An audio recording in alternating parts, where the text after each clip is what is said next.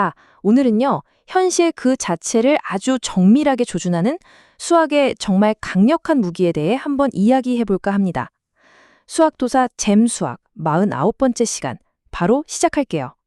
모든 것의 시작은 바로 이 질문입니다. 무한히 가까워진다? 이 말이 대체 무슨 뜻일까요? 이걸 어떻게 수학적으로 정말 단 하나의 오차도 없이 완벽하게 정의할 수 있을까요? 이게 사실 굉장히 간단해 보이잖아요. 근데 이 질문이 수세기 동안 수많은 사상가들의 머리를 아프게 만들었습니다. 이야기를 시작하려면 저 멀리 고대 그리스까지 거슬러 올라가야 합니다. 당시 사람들의 세계관은 굉장히 우아하고 질서정연했는데요. 하지만 결정적인 결함이 하나 있었어요. 당시 피타고라스 학파 사람들은 이렇게 믿었습니다. 이 세상 모든 것은 수, 그러니까 정수의 비율로 표현할 수 있다. 이들은 정수와 그 비율 속에서 완벽한 조화를 본 거죠. 그리고 이 원리가 음악부터 저 광활한 우주까지 세상 만물을 지배하는 법칙이라고 굳게 믿었습니다. 바로 이 생각, 그러니까 모든 수는 분수로 나타낼 수 있다는 이 유리수라는 개념이 그들이 생각한 수직선의 바탕이 됐습니다. 이 수직선 위에는 어떤 빈틈도 없을 거라고 생각했어요. 모든 가능한 길이를 완벽하고 또 끊임없이 연속적으로 표현할 수 있다고 믿었던 거죠. 하지만 바로 그 순간 그들의 믿음이 송두리째 흔들리는 정말 충격적인 발견이 이루어집니다. 그들이 믿었던 현실에 거대한 균열이 생기는 일종의 수학적 위기가 찾아온 거죠. 근데 그 문제가요, 무슨 복잡한 데서 나온 게 아니었어요. 바로 가장 단순한 도형, 정사각형에서 발견됐습니다. 한 변의 길이가 1인 정사각형의 대각선 길이, 여러분도 잘 아시는 루트 2 있죠? 이 길이가 도저히 정수의 비율, 즉 분수로 표현할 수가 없었던 겁니다. 이건 그들의 철학 전체를 뒤흔드는 비이성적인 수, 바로 무리수였던 거죠. 이 엄청난 위기 덕분에 사람들은 깨닫게 됩니다. 우리가 완벽하다고 믿었던 유리수 직선이 사실은 구멍으로 가득 차 있었구나. 이 끊임없이 이어지는 연속적인 세계를 정확하게 그리려면 뭔가 새롭고 완전한 지도가 필요했던 겁니다. 네, 그러니까 핵심은 이거예요. 기존의 수학적 도구만으로는 현실을 온전히 담아낼 수가 없었다는 거죠. 이 문제를 해결하려면 우리가 사용하는 수체계 그 자체를 더 크게 확장해야만 했습니다. 그래서 수학자들이 만들어낸 것이 바로 실수라는 체계입니다. 기존의 유리수는 물론이고 방금 발견한 무리수까지 전부 포함하는 더 큰 개념이죠. 마침내 모든 틈이 완벽하게 메워지면서 이 현실 세계를 오차 없이 묘사할 수 있는 진짜 연속적인 무대, 완벽한 배경이 만들어진 겁니다. 자, 이제 실수라는 완벽한 지도를 손에 넣었어요. 그럼 뭐가 필요할까요? 바로 정밀한 항해를 위한 도구, 일종의 조준경 같은 게 필요하겠죠.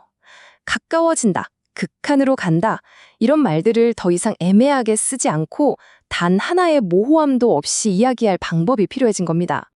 예전에는요, 극한이나 연속성 같은 개념을 설명할 때 무한히 작은 수, 즉 무한소 같은 좀 모호한 개념에 의존했거든요. 근데 이게 논리적으로 허점이 많아서 수많은 논란과 역설을 낳았습니다. 그래서 훨씬 더 엄밀하고 철저한 접근법이 절실했던 상황이었죠.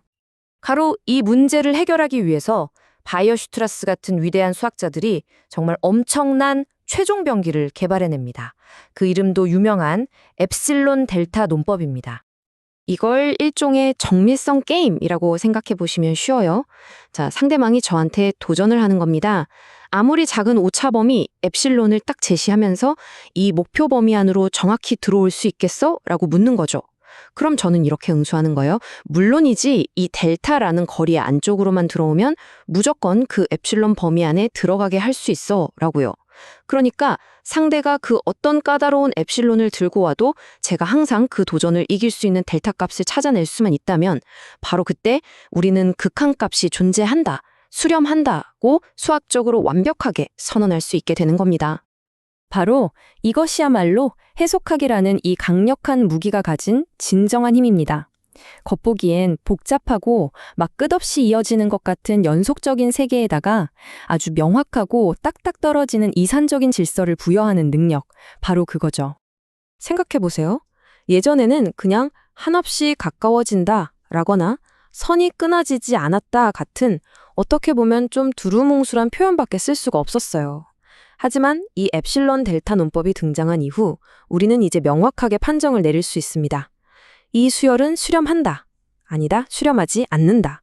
이 함수는 이 지점에서 연속이다. 아니다, 연속이 아니다.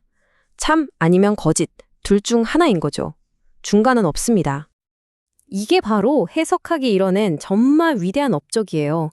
순수한 논리의 힘을 이용해서 저 무한하고 연속적인 세계로부터 절대적인 확실성을 뽑아내는 것. 정말 대단하지 않나요? 그러니까 오늘 여러분이 꼭 기억하셨으면 하는 건 바로 이겁니다. 현대 해석학은 우리에게 현실의 본질을 아주 정밀하게 조준하고 그 속성을 단 하나의 흠결도 없는 완벽한 논리로 정의할 수 있는 강력한 힘을 주었다는 사실 말이죠. 오늘 이야기는 여기까지입니다. 시청해 주셔서 정말 감사드리고요. 다음 시간에는 사각형의 비밀키, 데이터의 크기를 한 번에 압축하는 공식이라는 또 다른 흥미로운 주제로 여러분을 찾아뵙겠습니다. 기대해 주세요.